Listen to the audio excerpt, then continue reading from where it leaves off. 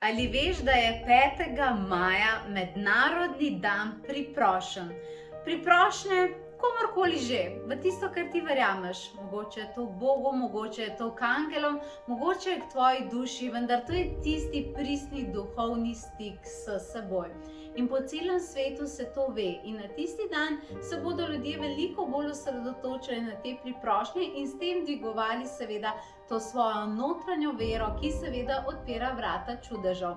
Ker pa imam jaz tako zelo rada angele in ker verjamem, da če gledaš to video vsebino, imaš rada angele tudi ti sporočam, da 5. maja na mednarodni dan priprošenj v našem ateljeju na spletu organiziramo prelepo meditacijo. Meditacija z naslovom Angelske priprošnje in lebdeča pisma.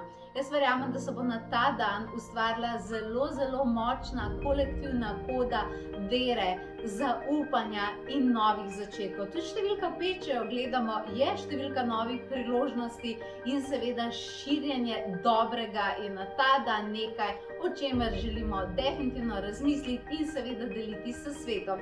In če si ti tista, ki potrebuje pomoč angelov, če se želiš priklopiti na to kolektivno mrežo, potem vabljena v našo svetlobno družino, kjer bomo poklicali angele, naredili posebne priprošnje, prosili za posebne intervencije, pomoč, razrešitev težav in še.